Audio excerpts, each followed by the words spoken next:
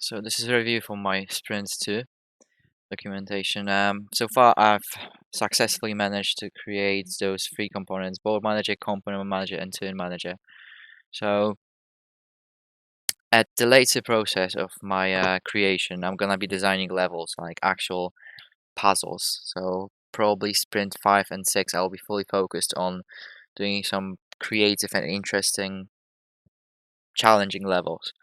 And to achieve that, I would have to move the tiles and objects and create traps and place the player. That would be very draining, specifically because it's a turn-based game. So as I move my player, I want to move it specifically just the desired distance. For example, 10 unity units.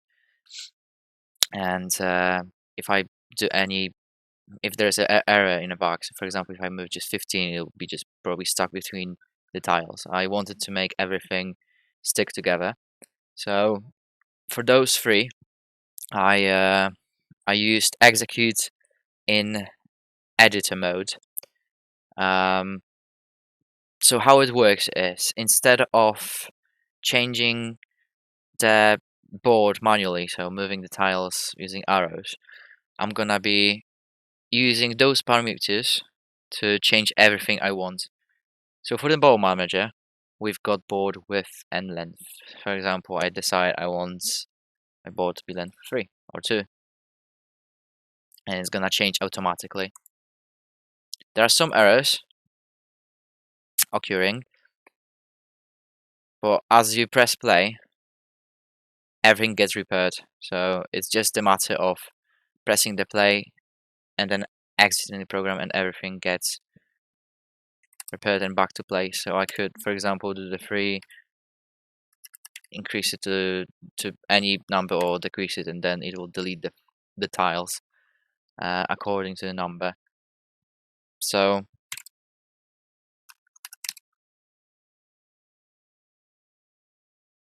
that's done this way. Another thing, player can only move. This wasn't present in the previous model. Previously, player could only move. The player could move in basically any direction, even if there was a wall. Now I'm gonna be using arrow keys to change character's direction, and I'm gonna be pressing enter to move it forward. It's gonna wait a few seconds, give enemies time to make the turn. There's a turn manager now, so if I press enter, I'm basically sending information to the turn manager that all enemies are eligible to make their turn now. Then all traps are eligible to make their turn if there are any existing in the level, and then player can move. After pressing enter or performing any player's action, which is also a rolling movement I'm gonna show in a second. So if I'm gonna attempt to press enter now, player just gonna kind of stop and hesitate, and it's not gonna waste a turn action point. It's just basically gonna say just go somewhere else, because I can't do this direction for now.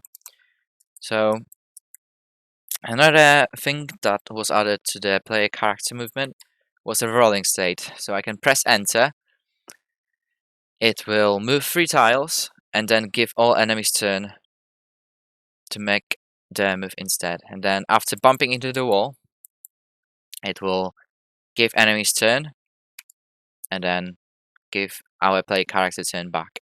So I'm pressing R, now I'm not doing anything. You can't stop player from rolling forward until they reach the wall.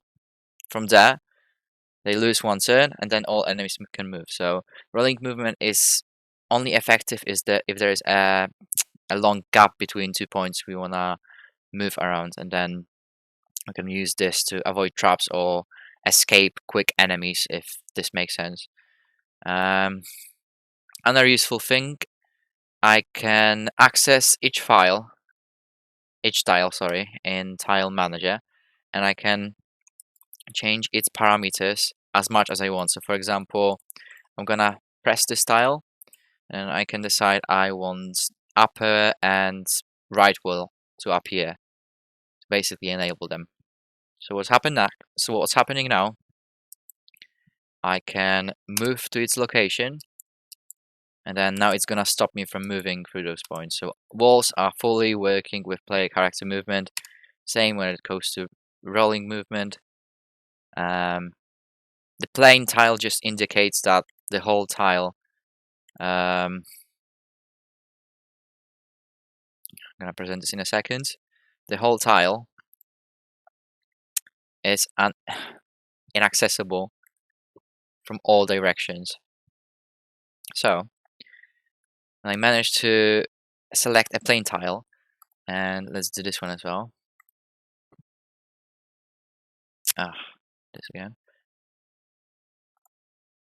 Start tile, and I'm gonna do the plane tile. It's just basically gonna be inaccessible from every possible direction, so I can try walk around it, and then it's just gonna hesitate and nothing's gonna happen.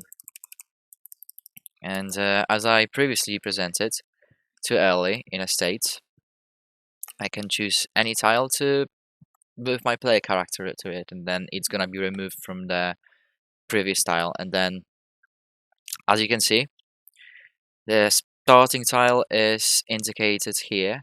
When I press it in this location, it's gonna be removed from this one. So HPSO code collaborates very well with another one. So all tiles are communicating through the board manager and checking information if anything is in duplicated state, and checks if the walls are placed correctly and if the bounds of the board are as player input indicated. It only bugs when I decrease it 2 times in a row, and then when I increase it by any number, then it does this weird thing. But it's not a problem when I press play, then it's just working perfectly fine. Turn manager, which just basically sends information between all enemies, traps, and characters. And component manager, which is responsible for spawning things like player, like enemies or traps. Yeah, that's pretty much it for this part of our project.